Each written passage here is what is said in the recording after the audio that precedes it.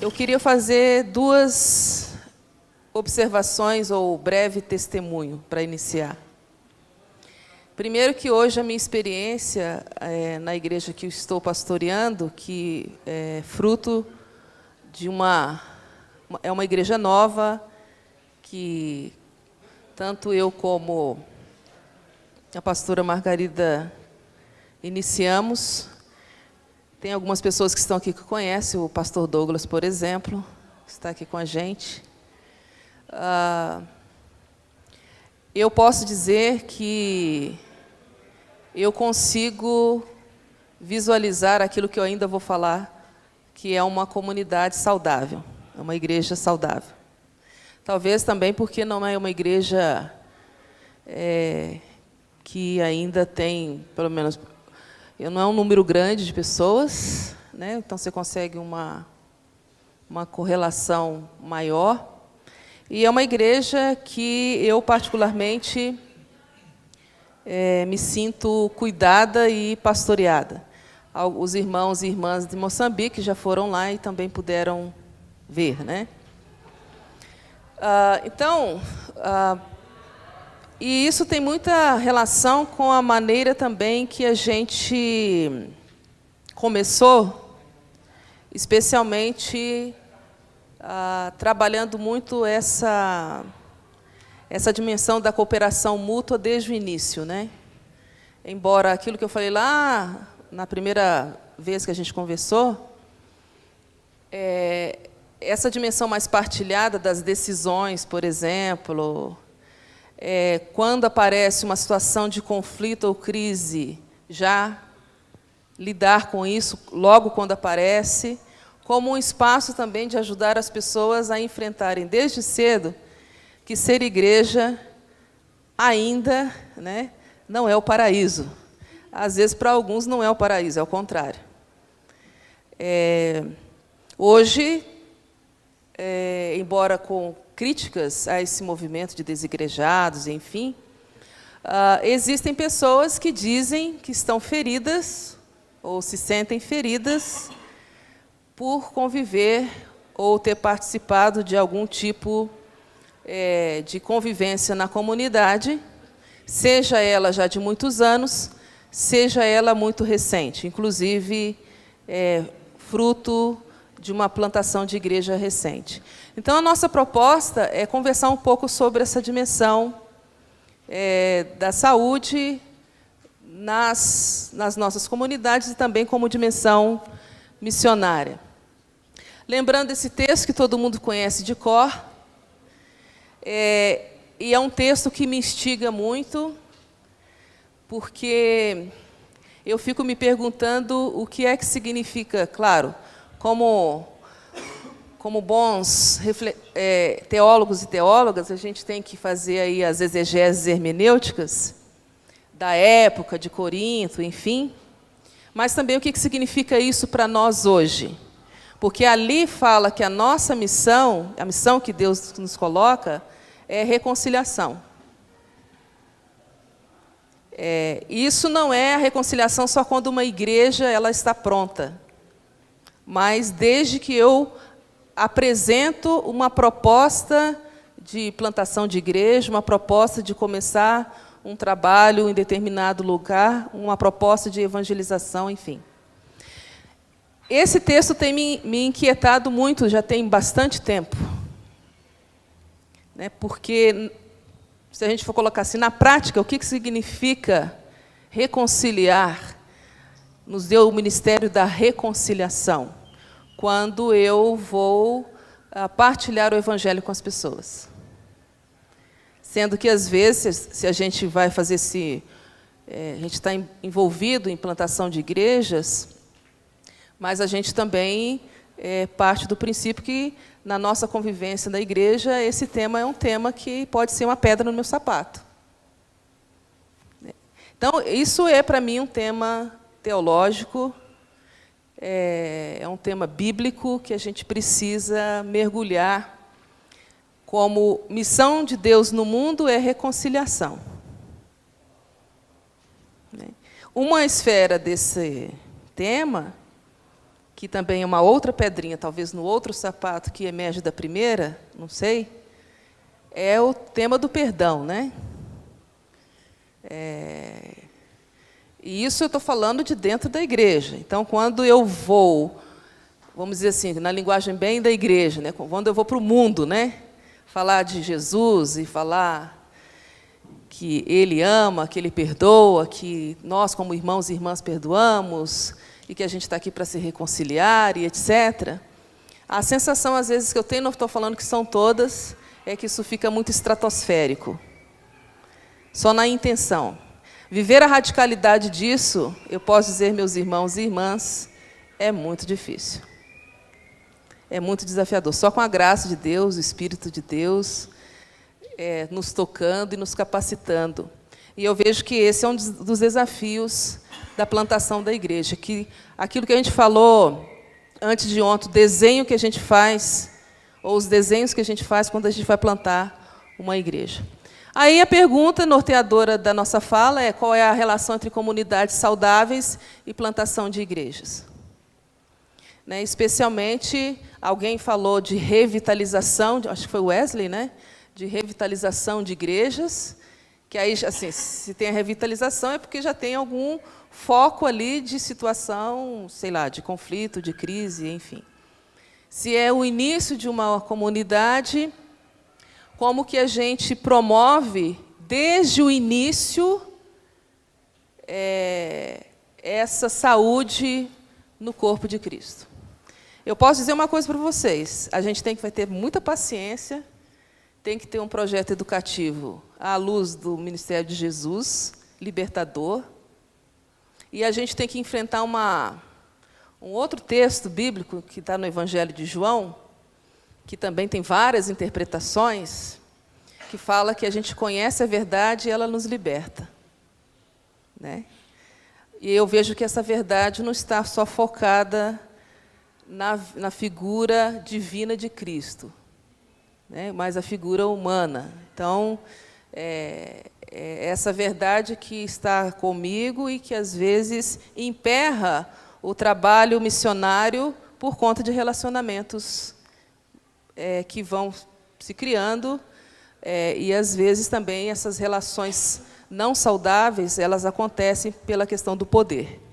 Tanto o poder que vem pelas orientações que qualquer instituição pode colocar, quanto o poder que eu exerço sobre as pessoas, ou com as pessoas. Então, lembrando um outro texto, né, Jesus ele fala que ele veio para o serviço, e ele disse assim, quando ele fala eu vim para o serviço, ele está dizendo que o cuidado é uma marca missionária, é uma expressão missionária.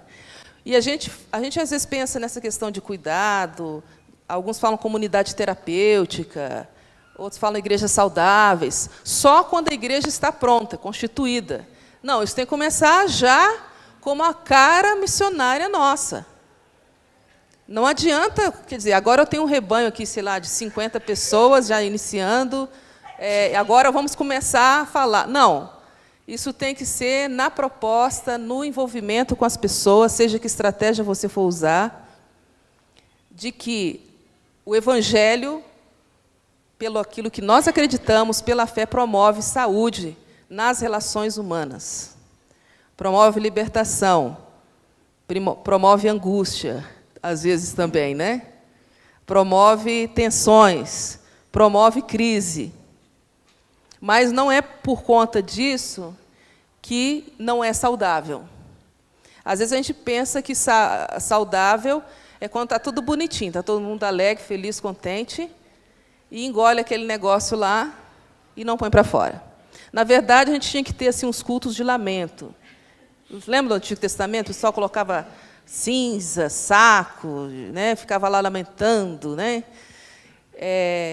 De jogar para fora mesmo e pedir, fazer um culto só de confissão de pecados, para colocar tudo aquilo lá para fora. E para a gente ter o perdão de Deus e das pessoas. Então, quando fala da questão da saúde, a gente também está falando de admitir que nós temos, sim, desafios contínuos e teremos, até a volta de Cristo, sobre esse tema que é a questão da saúde nas comunidades. Agora, se a gente não pensar isso logo do início, isso vai se complicando, né? Pelo menos assim, os princípios, né? Lembrar constantemente esses princípios, a esfera de aumento e de crescimento, isso vai se tornando cada vez mais amplo. É uma dimensão que acredito que vocês, como eu falei, isso é um tema que não é um tema novo, mas é algo que a gente precisa relembrar constantemente. Aí tem alguns textos que eu só coloquei para relembrar, né? Aquilo que eu já falei, de a vocação de reconciliar a si mesma, a igreja e o mundo com Deus. E a plataforma, lá quando Jesus fala, né, que ele veio, né, o Espírito de Deus está sobre ele, ele veio evangelizar as pessoas pobres, curar os cegos, o ano aceitável. Então, ele diz, olha, eu vim para isso, né? Então, a reconciliar está muito ligado também a colocar na nossa pauta de ser povo de Deus, talvez alguns assuntos que a gente não gosta muito. E que Deus fala assim, olha, quando a gente vai para as pessoas, a gente tem que ouvir essas pessoas, a gente tem que caminhar com essas pessoas e não já formatá-las, né? Porque a gente precisa conhecê-las. Então, pelo menos uma pequena noção de igreja saudável, se a gente poderia colocar assim, né? Primeiro que eu coloquei já, né, já falei que quando a gente fala de igreja saudável, é uma redundância, né? Que se é igreja, se é corpo de Deus em Cristo, a gente fala de comunidade. Tem o Bauman, né, que é um autor que todo mundo fala de Bauman, assim, né? Mas ele tem um livro que eu indico, chamado Comunidade. Quando eu li aquele livro, eu fiquei em crise, porque ele falou que esse negócio de comunidade está acabou. Tem uns resquícios assim da concepção dele, sociológica, né, de comunidade. Que não é um gueto, não é algo fechado, hermético, é onde as pessoas têm a liberdade de exercer, inclusive, a sua autonomia, as suas decisões, sem se sentir aprisionado ou aprisionado por alguma situação de constrangimento, né? Então, mas na base do cristianismo, ser comunidade é parte da nossa missão, é a cara. Tanto que lá em Atos, o que acontece? O pessoal se convertiu porque, olha, que pessoal legal, olha, simpático esse pessoal aqui, né? Não sei se eles fizeram alguma coisa, não, mas ali contava com a simpatia das pessoas, né? Tem igrejas nossas, aí eu não estou falando nem de plantação de igreja, que a gente não conhece nem nossos vizinhos, né? Às vezes o vizinho é o bar, né? Mas você nunca foi no bar, não precisa tomar nada. Toma água. E põe a água assim bem na sua frente, para ninguém tirar uma foto e postar no Facebook, né? Então, vai lá, tomar uma água, falar assim, olha, eu sou aqui, tudo bem com vocês, né? A comunidade é, então, um espaço de aconchego, identificação, emoções, mas também tensões, enfrentamento de crises, conflitos, que deveria ser com maturidade, né, à luz do Evangelho. E por que saudável, né? A dimensão da saúde, que é um processo de cura. Agora, aí a gente vai entrar numa outra coisa, porque a cura é a gente, às vezes, saber lidar com os nossos limites, né? É uma dimensão mais ampla. E a cura também ela se dá na linguagem de relacionamento. A gente sabe que, até quando a gente vai falar para as pessoas, a gente vai começar um trabalho novo, a maneira como a gente se aproxima das pessoas, a gente fala de Jesus, uma coisa bem simples assim. Isso vai influenciar a forma como a pessoa vai apreender aquele meu discurso, mas na maneira como eu faço isso numa linguagem não verbal, né? Então, é colocar-se a serviço de alguém, por isso que é diaconia. E o que é isso? Uma coisa que quem já estudou comigo sabe, que o pilar da saúde envolve duas palavrinhas, salvação e shalom, né? A raiz da palavra saúde está ligado a isso. É uma palavra que foi emprestada, agora a ciência usa isso, mas ela é extremamente teológica. Não existe saúde se não tiver processo salvífico e o shalom, ou seja, tensão, vida, resgate, né, nessa dimensão terapêutica. Então, qual que é o chamado que a gente tem para lidar com igreja saudável? A gente tem que olhar uma conversão dos nossos sentidos, pelo menos alguns deles. Eu coloquei 3: o olhar, o escutar e o falar, né? Essa conversão de sentidos ajuda também a gente por exemplo, quem sabe o início de uma igreja, pode ser através até de um grupo de apoio num lugar. Essas pessoas estão enlutadas, por exemplo, e você vai abrir um espaço lá de conversar com essas pessoas para o lugar que você foi, a gente não sabe o que acontece, e ela pode, na verdade, surgir dentro de espaço de partilha. E, dentro desse espaço de partilha, apresentar, então, a proposta do Evangelho como esse espaço em que eu posso também me sentir livre para dizer aquilo que eu gostaria de dizer e ser nutrido ou nutrida de esperança. Os grandes desafios que a gente tem, por exemplo, os nossos sentidos, é que a gente usa mais esse aqui. Tá? Concorda ou não? A gente fala mais. E quando a gente olha, as nossas lentes, elas podem... tem que mudar um pouco, às vezes, as nossas lentes, né? Olhar com o olhar de Cristo é muito diferente do que o nosso. Isso a gente sabe. É um desafio constante. Como a gente se olha, como olha o outro, a outra, como olha Deus, né? E o escutar também, que esse é um desafio para essa dimensão terapêutica enorme, né? Sim, uma igreja saudável. Aí eu vou colocar agora uma série de perguntas que eu não vou responder, mas é para a nossa reflexão, tá? Mas depois a gente pode conversar sobre elas. Algumas atitudes que contribuem para fortalecer os passos da igreja como comunidade cuidadora e saudável.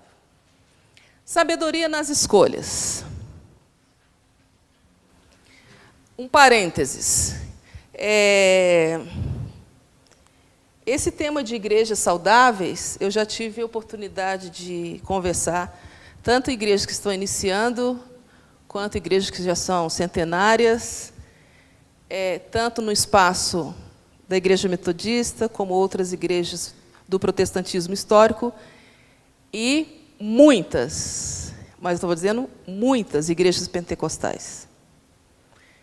Então, os nossos irmãos e irmãs pentecostais estão muito interessados e interessadas em saber como que se faz isso, né? Como que se trabalha, porque estão recebendo uma demanda que, talvez, no seu projeto missionário, não estava incluído, né?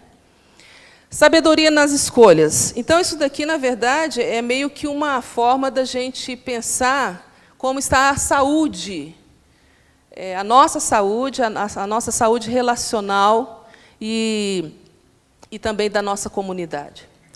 Como temos feito as nossas escolhas? São perguntas bem simples, tá, gente? Quais os valores que envolvem as nossas decisões? É a questão lá dos valores que a gente falou no início. Consideramos nossas decisões regadas de sabedoria? Então, isso daqui não é para responder uma vez e acabou. Isso é constante, são perguntas cíclicas, que, vez ou outra, a gente tem que se fazer. E ajudar as pessoas a pensarem sobre isso, a refletirem sobre isso. Porque, às vezes, eu saio do culto, ou saio de um processo de uma evangelização, eu saio de um momento em que eu fui fazer uma visita, e algumas decisões que eu faço e tomo têm tudo a ver, menos com os valores do reino de Deus, né? Lidar com perdas e ganhos. Esse é um desafio também. Na plantação de igreja, a gente só não ganha, a gente perde também. E saber lidar com isso não é fácil, né? Até admitir, por exemplo, que eu não estou vocacionado para plantar a igreja naquele lugar lá. Pode ser, talvez, outro, ou nem estou vocacionado para plantar a igreja. Então, tem essas coisas também, né? Como enfrentamos as perdas do dia a dia? Bem, Essa aqui é mais fácil de responder, talvez. Como vivenciamos os ganhos. Para nós, há uma relação entre perdas e ganhos na nossa fé em Deus ou não? Quando a gente pede, quando a gente se frustra em um projeto missionário, o que eu faço? Como é que isso é acolhido por nós? Eu não estou entrando ainda em questões institucionais, eu estou falando nós. Tá? Reconhecer nossos limites e nossas capacidades. Às vezes tem pessoas que têm dificuldade de reconhecer suas capacidades, ou tem pessoas que têm dificuldade de reconhecer que também isso é uma questão de dons e ministérios, especialmente na Igreja Metodista, porque tem alguns ministérios, alguns serviços que todo mundo quer fazer, e tem outros. Quando eu começo a plantar uma igreja, lá no início, com aquele grupo pequeno que começa e vai, eu tenho que lembrar isso. Porque, assim como aquela pessoa que lava lá, arruma, limpa as coisas, é tão importante como aquela pessoa que vai pegar o microfone, se tiver microfone, e ficar cantando. Esse é um desafio que vocês sabem, na igreja local, no dia a dia, a gente tem esses desafios. Mas, quando eu começo uma igreja, tudo isso tem que ser colocado como parte do corpo de Cristo, parte do povo de Deus. Como temos valorizado nossas capacidades, em que temos maior facilidade? Reconhecer nossos limites ou nossas capacidades? Espiritualidade, como Deus nos fala? Quais sentidos descobrimos na mensagem de Deus para nós? Vocês estão vendo que são nós, não é para mim. É uma reflexão de comunidade, é uma reflexão em grupo. O que acontece em nossa vida quando Deus nos fala? Então, é uma dimensão da espiritualidade. Relacionamentos, partilhar os desafios da vida. Como Deus tem nos mostrado sua vontade por meio do diálogo com uma irmã, um irmão, um amigo ou amiga. E, às vezes, esse amigo e amiga não está na igreja, viu? Quais os temas de nossa vida que temos maior dificuldade de compartilhar? A gente sabe que a gente vive o desafio da ética, né? Dependendo de como se apresenta para o outro, você já é uma pessoa que não é confiável. A pessoa nem falou com você e já desconfia de você. Imagina. Então, assim, uma coisa na plantação de igreja que eu tenho que passar um perfil confiável. Uma pessoa que, olha, eu posso confiar lá naquele irmão, naquela irmã, naquele pastor, naquela pastora, enfim. Quais os temas de nossa vida que temos... como Deus nos fala quando alguém nos escuta?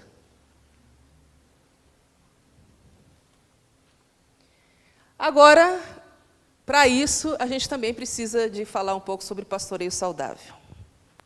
Há uma vertente das teorias de plantação de igrejas que insistem numa tese. Se você precisa parar para pensar uma estratégia de plantação de igrejas, isso é um forte indício de que a sua comunidade não esteja saudável. Porque igrejas saudáveis plantam igrejas espontaneamente.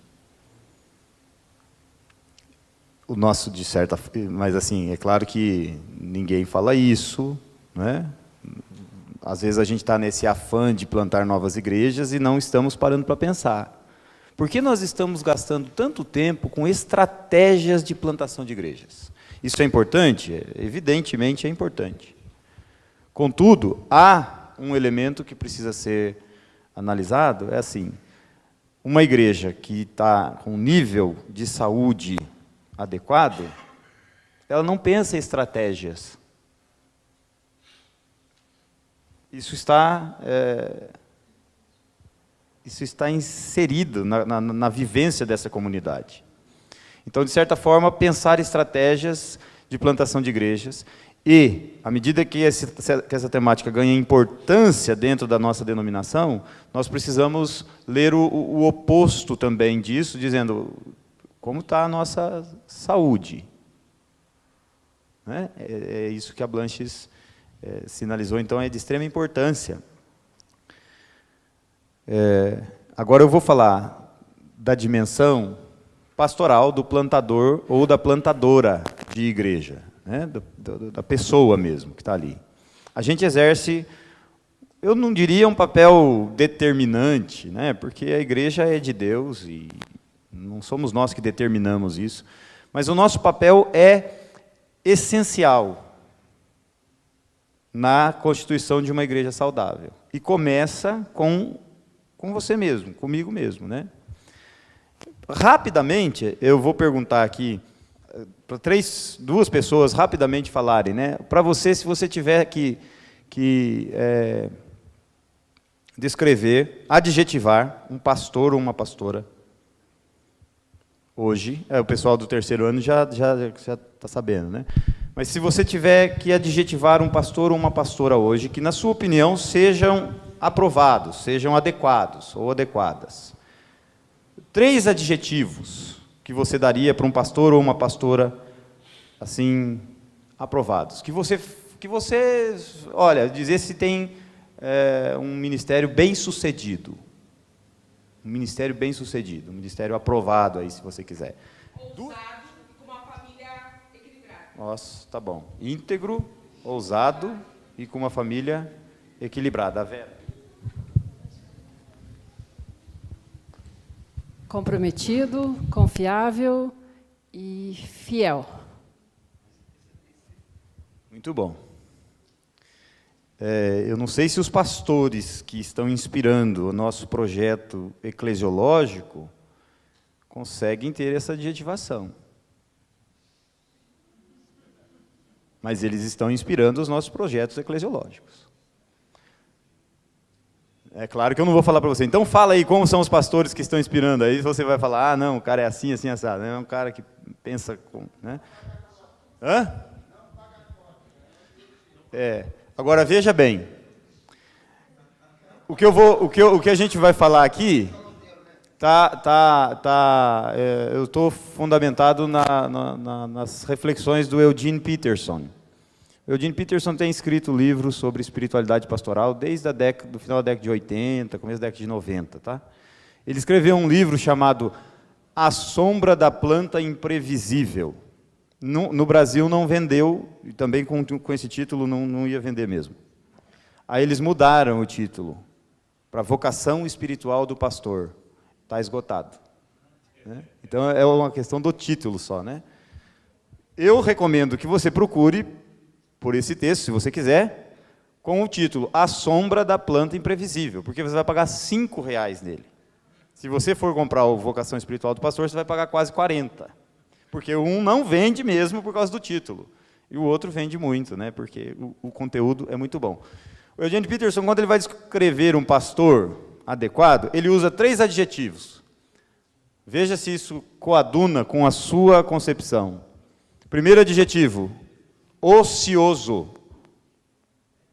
Segundo adjetivo, subversivo.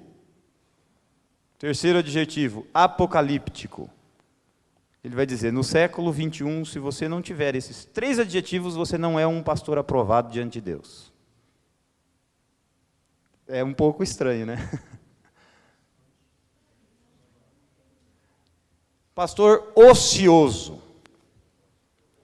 é o oposto de um pastor atarefado, ativista. O Peterson tem uma passagem nesse texto que ele vai dizer assim, os pastores no século XXI precisam lidar com a sua agenda, pelo menos tão bem quanto eles lidam com o Evangelho de Mateus. Pelo menos tão bem com a sua agenda, do que como você lida com a sua Bíblia. E você precisa lidar com a sua agenda, não significa para marcar compromissos, mas para dizer que você não vai. Eu faço isso com maestria. Eu li e agora eu tenho praticado esse negócio. Olha, a minha semana está aqui, eu não vou nisso, eu não vou nisso, eu não vou nisso, eu não vou nisso, eu não vou nisso, eu não vou nisso, eu não vou nisso. Não vou. Ah, mas a igreja não vai crescer. Ué, se a igreja depender da minha atividade para crescer, ela não vai ser uma igreja saudável. Se eu não puder deixar a minha igreja um dia na semana para não fazer nada, porque daí todo mundo vai reclamar e a pessoa vai ficar apavorada, elas não estão se relacionando com Deus. Você e eu estamos nos colocando entre ela e Deus. E, gente, às vezes você tem que sair da frente porque a pancada está vindo nela. Você entra na frente, vai pegar em quem? Em você. É ela com Deus. Você não tem uma passagem em Números que o povo vai reclamar com Moisés porque tem um fogo que fica correndo atrás do povo? E Moisés fica apavorado porque ele quer ficar entre o fogo e Deus diz, sai da frente porque eu estou querendo queimar ele, não estou querendo queimar você. O ócio. Eu devo ao Paulo Dias, o meu grande companheiro de quarto, hoje já foi atormentado pelo pernilongo, né? Qual é o contrário de ócio? Você não era para você falar, você já sabe, Paulo. Mas eu vou falar, viu, rapaz? A gente ensaia, e chega na hora o cara faz uma coisa dessa. O contrário de ócio. Você ouviu, né? Negócio. A gente pensa em ativismo, né? Em ativismo, em ocupação. Não, o contrário de ócio é negócio, a negação do ócio. Tem muita gente que exerce pastorado como negócio. Negócio. Eu preciso justificar para mim mesmo que eu sou necessário. E as pessoas da minha igreja precisam perceber que eu sou necessário. Eu falo necessário, mas é claro, necessária também, se você for mulher, na vida delas. Porque se elas perceberem que eu sou desnecessário, como eu vou me sentir? Então eu faço um negócio o tempo inteiro com as pessoas da igreja. Olha, eu me sacrifico, mas ao mesmo tempo você reconhece a sua dependência de mim, que eu sou necessário para você. Isso é um negócio. Isso é um negócio. Né? Eu vou contar uma experiência pessoal, antes de ir para o segundo tópico ali. Meu filho mais velho tem 4 anos e meio.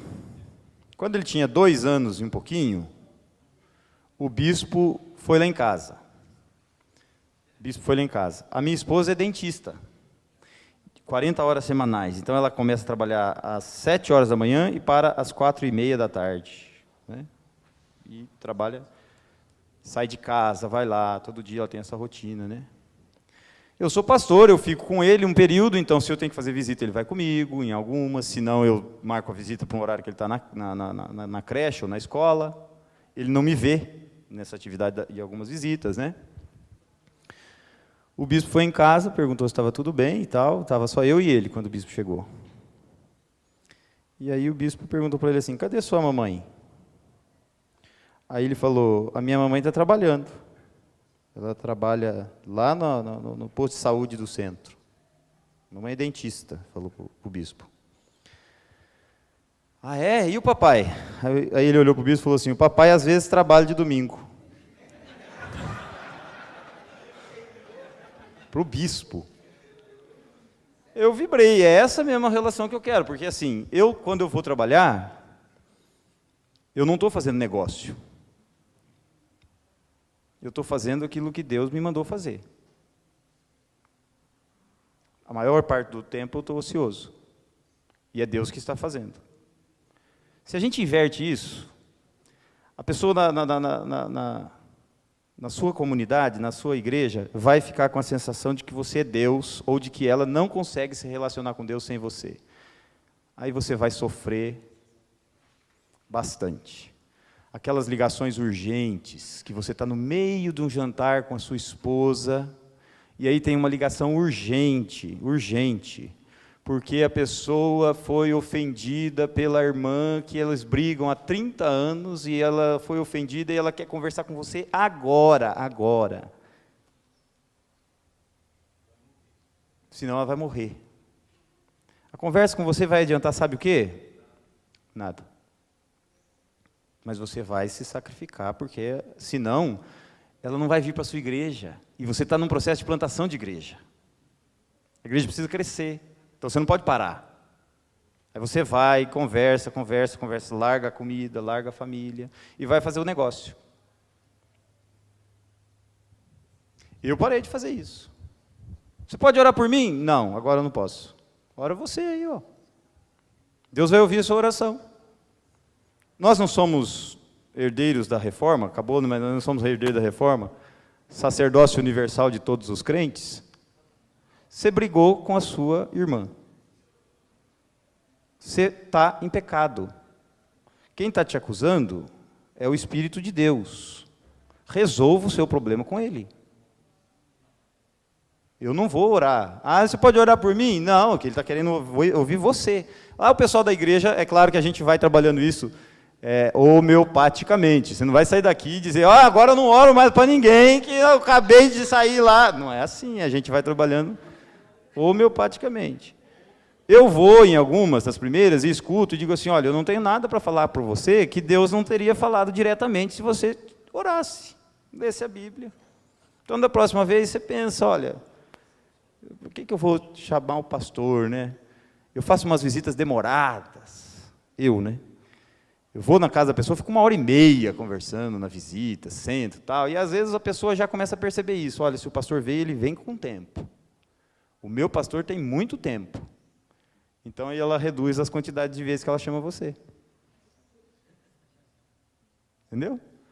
Porque ela não quer perder a sexta-feira, ela quer dar uma buzinadinha só lá e dizer, olha, vem aqui fazer uma oração para mim, não sei o que, 15, 20 minutos, que acabou com a sua agenda, e acabou. Agora não, vai você lá, senta e fica 1h30 lá, estou com tempo, eu fiz a minha agenda e vim aqui ficar 1h30 conversando com você. E pode passar o mês sem visitar depois. Tome posse da sua agenda. E diga assim, eu vou colocar isso diante de Deus e ver o que na minha agenda é negócio e o que Deus me chamou de fato para fazer e eu não posso transferir para ninguém fazer. O outro adjetivo ali, subversivo ou subversiva. Tem gente que fala, se a pessoa é subversiva ou subversiva, já não pode ser íntegra. Como a Ivana falou ali, é íntegro. Íntegro, para muita gente, é o camarada que se acomoda nos padrões da sociedade. Tem uma teóloga que diz, é uma teóloga muito polêmica, que diz assim, se for decente, não é cristão. Para ser cristão, precisa ser indecente. Porque a decência é estabelecida por padrões de normas e condutas que não estão pautados no Evangelho de Jesus Cristo. É preciso subvertê-los. Então, eu preciso ser subversivo nesse sentido. Qual é a primeira pessoa que vai... Assim, lá em Registro a gente tem uma coisa do Conselho de Pastores, que eles gostam de orar pelo prefeito. Eles gostam de orar pelo prefeito. E eu não vou. Eu não vou. Vai orar pelas pessoas que estão na fronteira das políticas públicas da sociedade. Subverta essa relação, pelo amor de Deus.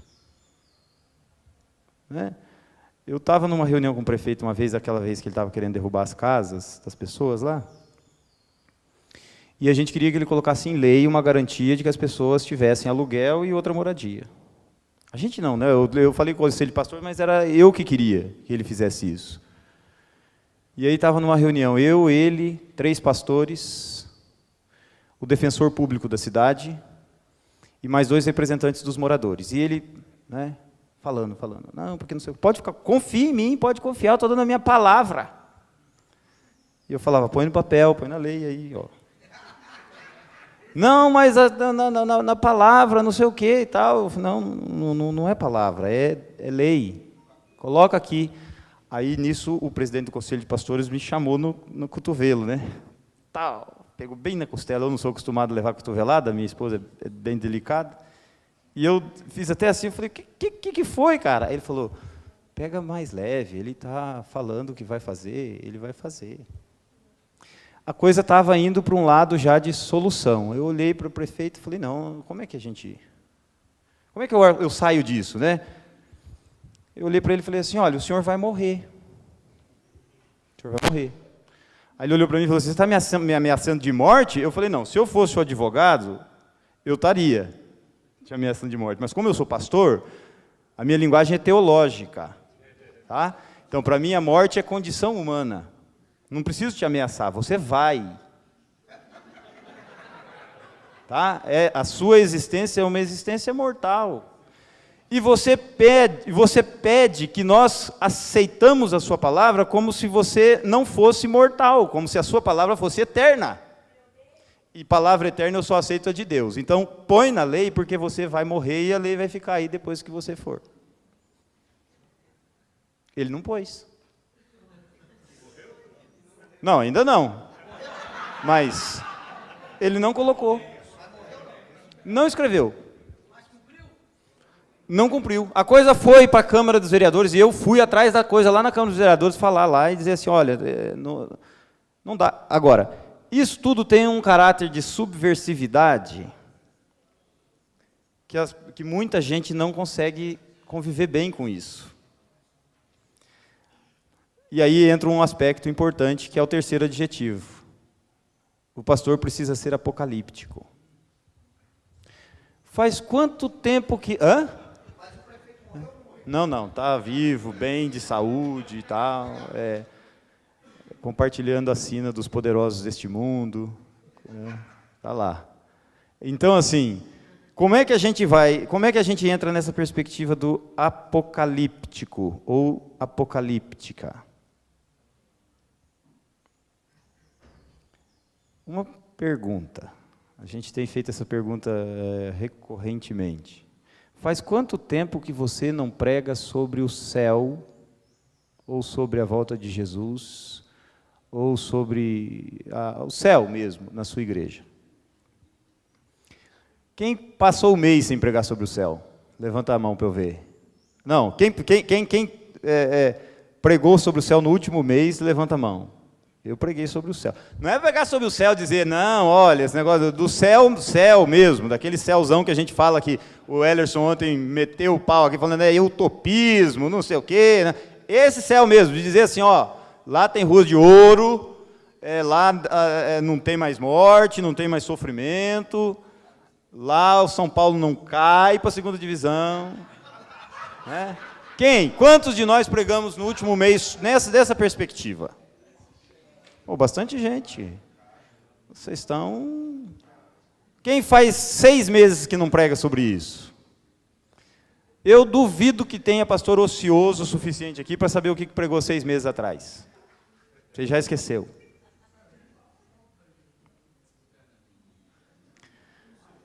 Apocalíptico, o Apocalipse tem uma dimensão que a gente não pode negociar. Nenhum terno me veste neste mundo. Isso é apocalíptico. Nenhum terno me veste. Ou ele vai ficar apertado demais, ou ele vai ficar sobrando. Não dá. É apocalíptico. Eu não posso ter, quando eu vou plantar a igreja, eu vou pensar, a minha igreja tem uma igreja ideal na minha cabeça. Quando ela tiver 500 pessoas. Quando ela tiver gente que, quando eu falo 500 pessoas, o pessoal olha para mim e fala assim, 500 por quê? Ela tem que ter 1000. E quando eu tiver isso, quando eu tiver aquilo, quando você... Não vai me servir. O apocalíptico significa que nada nesse mundo substitui a manifestação do reino de Deus. Nada neste mundo esgota a manifestação do reino de Deus. Eu não posso chegar para a pessoa e dizer assim, eu não posso fazer ela acreditar que se ela tiver um bom emprego, ela vai estar, porque não vai. Não é? Porque se você vier aqui, se você tiver um bom carro, uma boa casa... Seja apocalíptico. No sentido de dizer, usando uma expressão do Agostinho, né? Esse buraco na sua alma é do tamanho de Deus. De modo que se você não voltar para Deus, nada vai preencher esse buraco que você tem na alma. Isso é uma pregação apocalíptica, que diz, olha, aqui, se a gente não consegue reunir essas três coisas, nós vamos adoecer num projeto de plantação de igrejas, porque projetos de plantação de igrejas, dependendo de como eles são organizados e vivenciados, eles adoecem pastores e pastoras profundamente. Profundamente. Né? Se eu acho que a minha igreja tem que crescer, e eu me coloco numa rotina de negociação, de negócio, o tempo todo, eu vou adoecer. Se eu acho que pela minha igreja, porque a minha igreja tem que crescer, eu não posso confrontar nada da ordem social do mundo, eu não posso subverter os posicionamentos, porque o que essa pessoa vai pensar? Se ela chegar aqui, eu vou pregar às vezes na minha igreja assim, de tênis, calça jeans e camisa polo. E lá eu ensinei que o pastor metodista se veste assim. Não tinha ninguém que era metodista e eles acreditaram. E eu estou até mudar. O próximo pastor que vier, eu já vou dizer, ó, aqui é condição, joga fora os seus ternos, suas gravatas, não aparece com isso na igreja não. Em evento oficial eu uso colarinho clerical. Eu não sou bancário. Há um elemento de subversão no contexto da cidade, quando você sai com a sua camisa de colarinho clerical e entra no banco ali, vai para o meio da praça. Se você está de terno e gravata, não dá para saber se você trabalha no Bradesco, se você trabalha numa corretora de seguros, se é pastor da igreja metodista. Não dá. Não subverte nada. Então, mas às vezes a gente fica assim, a subversão, ela assusta um pouco as pessoas. E se você está pensando, aí há a necessidade de ser apocalíptico também. Porque se você está pensando em números e dinheiros, fique sabendo, no céu, ninguém precisa disso. Por isso que eu prego sobre o céu. Minha igreja é pequenininha, arrecada pouco, de gente simples. Eu chego lá e diz assim, no céu ninguém vai mais precisar dar dízimo. Graças a Deus. Acabou essa moléstia, né? Acabou. Isso é apocalíptico. Agora, se o nosso projeto e a nossa mentalidade pastoral é numericamente orientada, se você não consegue ser apocalíptico no sentido de que você está olhando uma sociedade que não existe, aí você vai ter que se enquadrar nos padrões dessa sociedade que existe. E aqui o número faz diferença. Aqui o número faz diferença. Gente, eu vou parar para a gente conversar, se vocês quiserem. Muito obrigado pela atenção de vocês, obrigado pela paciência. Espero que, de alguma forma, a gente tenha ajudado aí, né, contribuído com a motivação de vocês serem plantadores de igreja. Obrigado.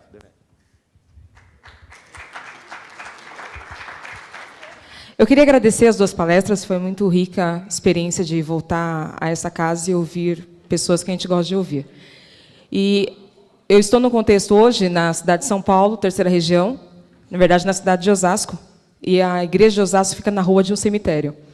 E, graças a Deus, a gente ouve uma experiência e acaba juntando com os botões daqui. Quando a Blanches falou a respeito da comunidade terapêutica e criar espaços de conversação e de cura em grupo, nós nunca tínhamos pensado, nós somos em 3 lá, em montar um grupo que trabalha o luto. A rua da igreja, a 100 metros da igreja, tem o velório da cidade. E toda vez que nós passamos para ir para a igreja, para voltando para casa, a gente encontra pessoas lamentando, né? Então, fica na rua do cemitério, o fim da rua é o cemitério, e em frente quase à igreja tem o velório. Então, assim, eu estava pensando quando é que ia chegar a parte do obreiro, né? A Blanche falou das comunidades. Mas às vezes a gente manda a pessoa para o campo e a pessoa está doente, já não tem essa noção de comunidade. Então, gostei da contribuição que vocês trouxeram para nós a respeito de cuidar de si para cuidar do outro, como a Blanche sempre fala. Então, muito obrigada pela ideia. E com certeza a gente vai chegar na igreja local e vai colocar essa questão de trabalhar a reconciliação através de grupos de terapia, inclusive de trabalho com o luto. Muito obrigada. Interessante a questão do ócio. A minha mesa está abarrotada de papel. Segunda-feira até o Conselho Regional, né? E é negócio mesmo. A parte da IEM é negócio mesmo. Mas a avaliação pastoral da nossa região é interessante, né? Ela tem um monte de perguntas se o pastor fez, se dirige célula, se faz isso. Quer dizer, a cobrança é grande. E se você não fizer, você vai ser mal avaliado. E com 3 negativos, você pode colocar em disponibilidade. Essa é a igreja metodista. É o nosso jeito de trabalharmos aí. Essa pressão também é muito forte. Então tem colegas que estão com medo. Poxa, se der 3 avaliações negativas no padrão que a região estabeleceu, e com o apoio de toda a liderança, o negócio não funciona. Então, o nosso modelo ainda é muito burocrático. E isso tem atrapalhado o pastor. Não que ele quer produzir, com certeza tem que fazer. Mas isso cria um mal-estar muito grande, né? E a igreja minha mentiu na avaliação. Está aqui meu titular, mentiu. Porque eu não tenho célula, eu não dirijo grupo, nada. Eu vou só no final de semana, eu sou parcial. E colocaram um X em tudo, ele faz tudo na igreja. Porque na cabeça delas, se não colocar o X, ele vai embora. Ele vai embora. Esse é o nosso modelo. Então, eu falei com o meu bispo isso, essa avaliação não é verdadeira, mas para que o pastor permaneça, elas têm que marcar mentira na avaliação. Isso cria-se um mal-estar desnecessário. E uma dúvida, uma pergunta para o pastor Barcala. Se o prefeito morrer sem assinar o documento, ele vai para o céu ou para o inferno? Vai para o inferno, esse vai para o inferno.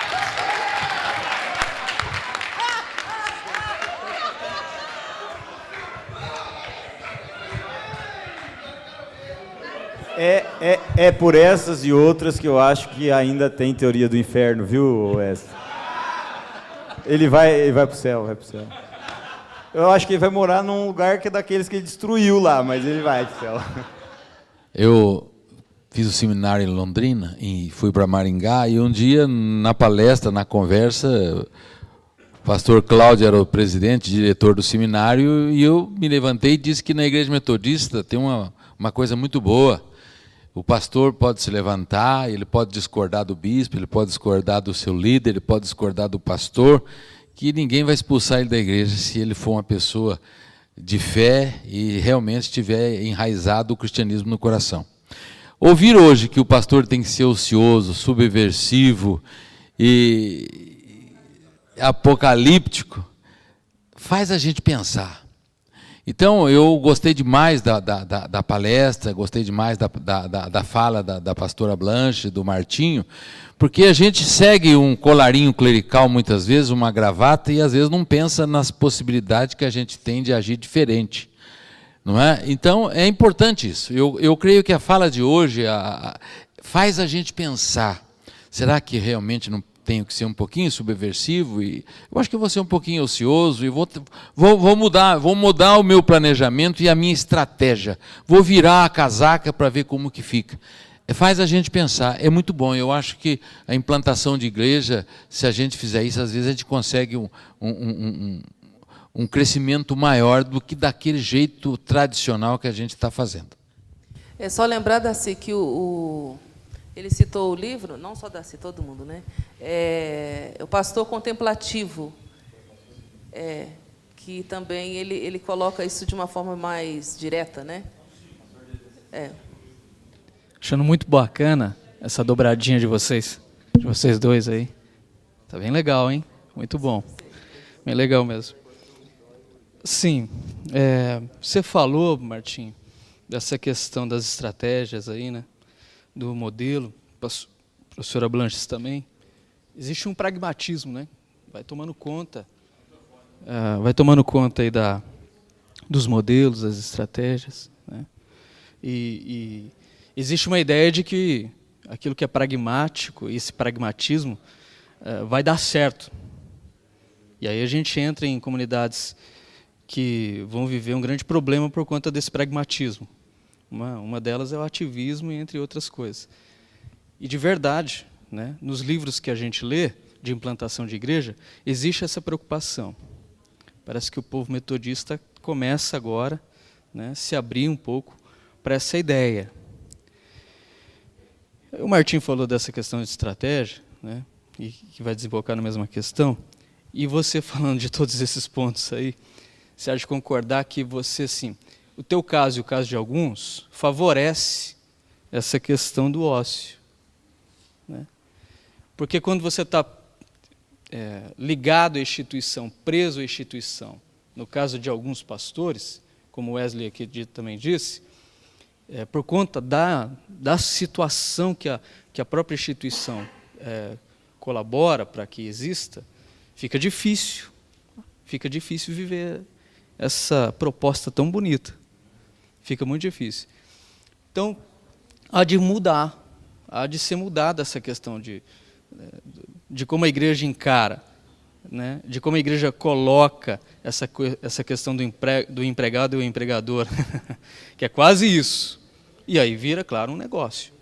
Mas existe também, como eu disse aqui, estou desenrolando aqui, essa questão que vem de cima. Então, para o pastor viver isso aí que você coloca, ele precisa estar realmente desamarrado dessas amarras aí institucionais. Mas eu gostaria mesmo que vocês falassem dessa questão do pragmatismo que tem sido uma cultura forte no nosso meio e vai tomando os pastores, impedindo de que a gente possa viver tanto um pastoreio saudável, quanto também uma comunidade saudável.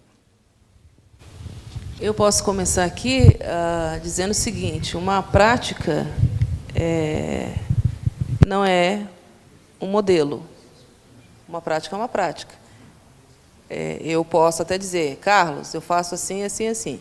Você pode pegar, tentar essa prática e tentar checar se, no seu contexto, isso vai conseguir, sei lá, ter uma acolhida, se enquadrar dentro daquilo que você quer. Mas uma prática é uma partilha de leituras que a gente faz, que pode vir já de alguns modelos porque a questão do modelo é assim, coisas que deram certo, né? Olha, lá deu certo isso, mas não necessariamente. Então, a gente tem que ter muito cuidado, porque o modelo ele geralmente é colocado como modelo quando deu certo várias vezes. Mas mesmo dando certo várias vezes, não quer dizer que isso vai, entre aspas, estou falando dar certo, também sendo muito pragmática. A minha preocupação nem é essa. A minha preocupação é quando a prática ela extingue a reflexão. Quando a prática ela extingue a possibilidade de mudança. Quando você fica tão amarrado ou amarrada à prática, sem... aí eu acho que o Wesley fala sobre avaliação. Na verdade, para mim, a avaliação tinha que ser um processo, não só de final de ano, com aquele monte de papel. Mas tinha que ser assim, vamos parar aqui, povo de Deus, sabe? Eu fico assim vendo, imaginário, agora imaginação, né? O povo de Deus caminha, vamos parar aqui porque tem uma sombra, vamos aproveitar, vamos conversar. O que aconteceu até agora? Tá, o pessoal comendo, assim, tal, tranquilo. Aconteceu isso, mas isso aqui foi legal, isso aqui não foi... Uma coisa mais natural, né? Então, para mim, eu vejo que a gente, por exemplo, tem muitos de nós, aliás, de pastores e pastoras do Chile, que nem sempre gostam de vão para o púlpito pregar espontaneamente. Estou brincando, né? Nós também. A gente vai, às vezes, para o púlpito assim, querendo ficar em casa. Eu, por exemplo, não sei quantos anos eu não vejo Fantástico. Não gosto de Fantástico, mas a história do Fantástico, né? Mas a gente sabe, a gente vai por quê? Eu tenho compromisso com Deus, eu tenho compromisso com a igreja, eu tenho vários motivos, aí, ou nenhuma das alternativas anteriores, né? Mas eu vou por uma prática. Agora, eu preciso... Tá bom, se isso começa a acontecer de uma forma contínua, eu tenho que parar e ver o que está acontecendo. Porque eu sou a pastora dessa igreja, eu sou o pastor dessa igreja, mas nem eu gosto desse culto. Nem eu não estaria nesse culto. Chato, enjoado, sei lá, aquelas mesmas coisas, aquele monte de gente querendo falar comigo. Então, assim, nem você, se você não aguenta o seu culto, imagina o outro. Então, assim, eu vejo que, para mim, o que falta é esse processo de reflexão nossa. Eu acredito que alguns processos poderiam ser mais espontâneos. Tipo assim, vamos parar aqui, gente, vamos fazer um café, comer alguma coisa junto, vamos ver o que a gente está fazendo aqui na igreja, né? E aí a gente fica, às vezes, eu vejo que alguns papéis são necessários, mas outros nem tanto.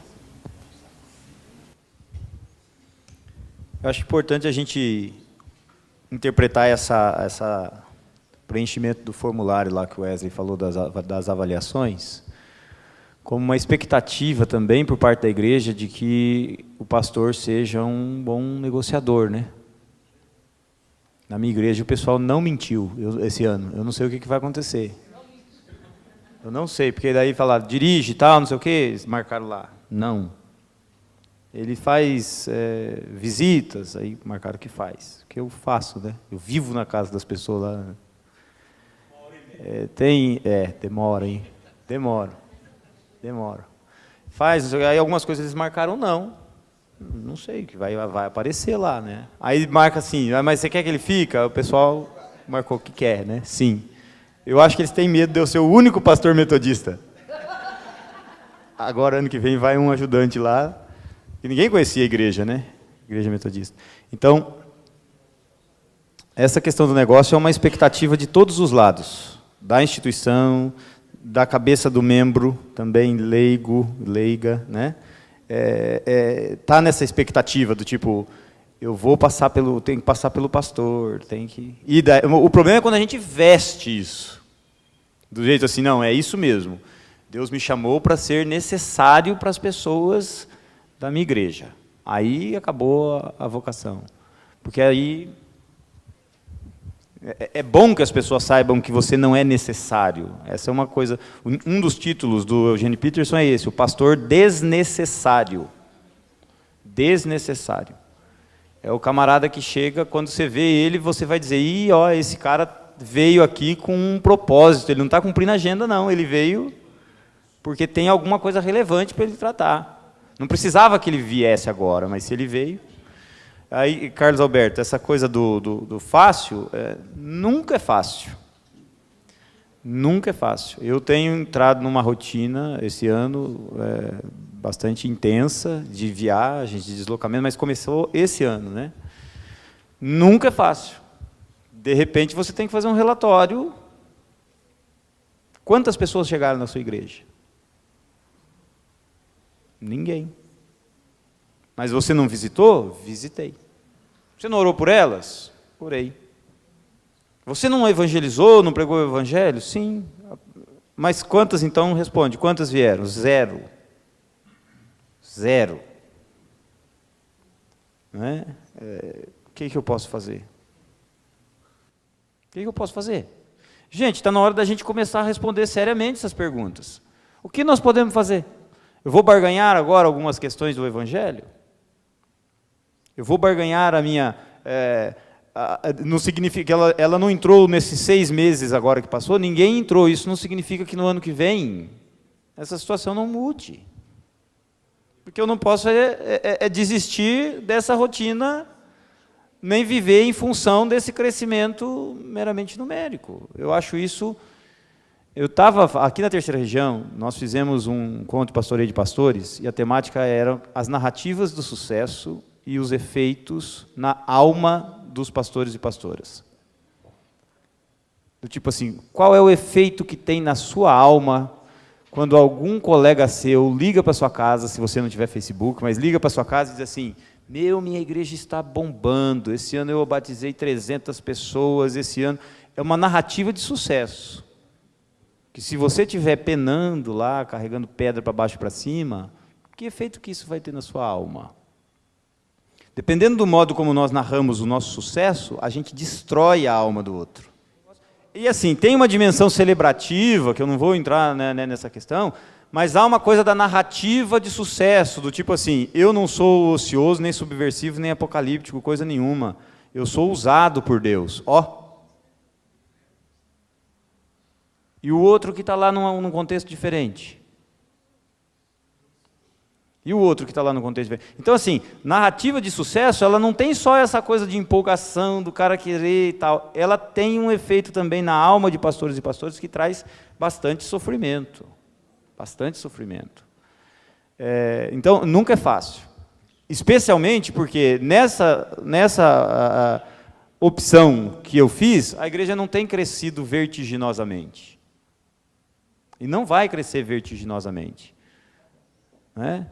Mas aí você tem essa ansiedade de nomeação e tal. Tem dia que sim, tem dia que não. Tem dia que a minha esposa mesmo olha para mim e diz assim, se o bispo não te der nomeação, o que você vai continuar sendo? Eu falei, vou continuar sendo pastor, eu não sei fazer outra coisa. Né? Ela falou, então por que você está preocupado? Pastor do tipo assim, você vai parar, o bispo não deu nomeação, você vai parar de visitar as pessoas? Você vai parar de tirar sarro delas no meio da rua e depois conversar? A conversa começa com sarro, né? Assim, fulano, e pá, você fica assim e tal. Você vai parar depois de tirar sarro delas, perguntar como é que está a família delas, lembrar de uma situação que elas contaram para você mês passado. Você vai parar de fazer isso? Não vou parar de fazer isso. Então, isso aí pastoreio. Isso aí pastoreio. Né? Então, eu acho que a gente tem que lidar. Agora, precisa mudar a cultura. Precisa mudar a cultura. E para mudar a cultura, aí demora tempo, aí precisa de mudar referenciais, aí precisa caminhar por aí.